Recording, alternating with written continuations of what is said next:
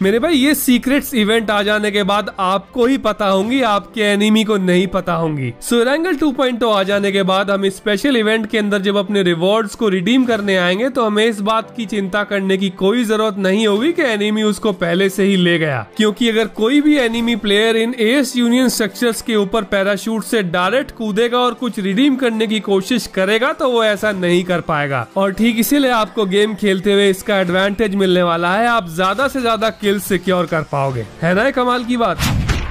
Hello gamers, कैसे हो आप, क्या हाल है? आई होप सब मस्त हो। और गाइस पबजी मोबाइल का जो लेटेस्ट अपडेट हमें सितंबर में मिलने वाला है उसमें एरेंगल 2.0 रिलीज होने जा रहा है, ये तो आप जानते ही हो। लेकिन जैसे ही इस 1.0 सीरीज के बेटा वर्जन का पहला अपडेट आया था तो एस यूनियन की कुछ ऐसी लीक्स आई थी जिनके बारे में हमें पहले पता नहीं चल पाया था। लेकिन अब नेक्स्ट बेटा अपडेट आ जाने के बाद यानी कि बेटा अपडेट 1.0.1 रिलीज होते ही हमें ये पता चल चुका है कि ये एस यूनियन क्या है। एस यूनियन अब तक का सबसे लेटेस्ट अपडेट वर्जन 1.0.1 में सितंबर में रिलीज होने वाला है। सो बेटा वर्जन 1.0.0 के बाद जब ये 1.0.1 आया है तो इसके अंदर हमें ये नया मोड देखने के लिए मिला। लेकिन ये एस यूनियन मोड एक्चुअली एक इन गेम इवेंट है जो कि एरेंगल 2.0 मैप के अंदर ही रिलीज होने वाला है। तो एस यूनियन क्या है और इसमें ऐसी क्या स्पेशल बात है जो हमें इसके बारे में जानना चाहिए, मैं आज के इस वीडियो में आपको ये सब बताने वाला हूँ। और ये भी कि जैसे ही सीजन 15 शुरू हो जाएगा और नया अपडेट आ जाएगा, इसी के साथ एरेंगल 2.0 मैप जब हमें खेलने के लिए मिलेगा तो इस जबरदस्त एस यूनियन इवेंट की वजह से पूरे एरेंगल 2.0 मैप को एक्सप्लोर करने में हमें बहुत मजा आने वाला है। तो मेरे भाई एरेंगल 2.0 का क्लासिक मैच स्टार्ट होते ही हमें हमारे बैकपैक के अंदर एक थर्ड ऑप्शन दिखेगा और जैसे ही हम इस थर्ड ऑप्शन को ओपन करेंगे हमें 5 डिफरेंट कलर्स के मेमोरी फ्रैगमेंट्स मिल जाएंगे। ऑरेंज कलर के मेमोरी फ्रैगमेंट का नाम है स्विफ्ट अटैकर, ग्रीन कलर वाला सर्वाइवल एक्सपर्ट है, रेड है एक्सट्रीम एडवेंचरर, इसके बाद पर्पल है ट्रेजर एडेप्ट और ब्लू वाला एलीट स्नाइपर होगा। सो गाइस इन पांचों मेमोरी फ्रैगमेंट्स के कुछ इंडिविजुअल मिशंस हैं जो हमें कंप्लीट करने हैं एक सिंगल क्लासिक मैच में। हर मेमोरी फ्रैगमेंट को रिडीम करने के लिए हमें 4 मिशंस में से एटलीस्ट 2 कंप्लीट कर लेने हैं।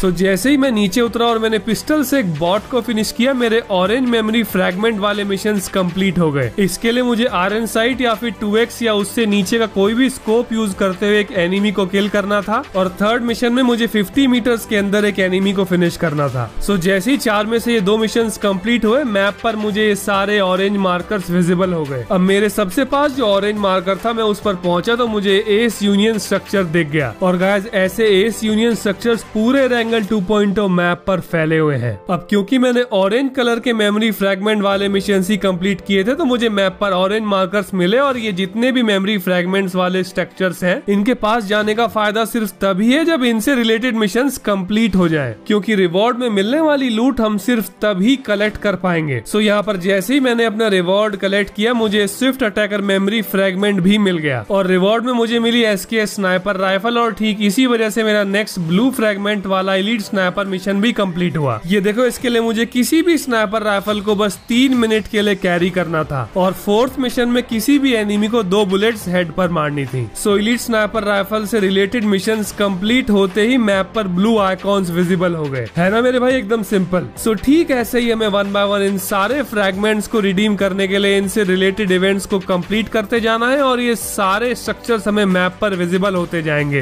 लेकिन सबसे कमाल की बात यह है गाइस कि इन रिवॉर्ड्स को इन स्ट्रक्चर्स के पास जाकर वो ही प्लेयर रिडीम कर सकता है जिसने इससे रिलेटेड मिशंस कंप्लीट कर लिए हो। सो एरेंगल 2.0 आ जाने के बाद हम स्पेशल इवेंट के अंदर जब अपने रिवॉर्ड्स को रिडीम करने आएंगे तो हमें इस बात की चिंता करने की कोई जरूरत नहीं होगी कि एनिमी उसको पहले से ही ले गया, क्योंकि अगर कोई भी enemy player in S union structures के ऊपर पैराशूट से डायरेक्ट कूदेगा और कुछ रिडीम करने की कोशिश करेगा तो वो ऐसा नहीं कर पाएगा, क्योंकि उसके लिए पहले इससे रिलेटेड मिशंस कंप्लीट करने जरूरी हैं। और क्योंकि जैसे ये न्यू मोड आएगा आप इसके बारे में पहले से ही जानते होगे तो आप कोई भी वेपन लेकर इन स्ट्रक्चर्स के पास पहुंच सकते हो और एनिमी जैसे ही इनके ऊपर निहत्था कूदेगा आप उसे फिनिश कर पाओगे। मेरे भाई ये सीक्रेट्स इवेंट आ जाने के बाद आपको ही पता होंगी, आपके एनिमी को नहीं पता होंगी। और ठीक इसीलिए आपको गेम खेलते हुए इसका एडवांटेज मिलने वाला है, आप ज्यादा से ज्यादा किल सिक्योर कर पाओगे। मेरे भाई एनिमी प्लेयर जब 1-2 बार मारे जाएंगे इनके ऊपर कूदने के बाद तब जाके उन्हें समझ आ पाएगा कि आखिर करना क्या है। लेकिन अब आप क्योंकि ये वीडियो पहले ही देख चुके हो तो आप इस नए इवेंट के बारे में पहले से ही जानते हो।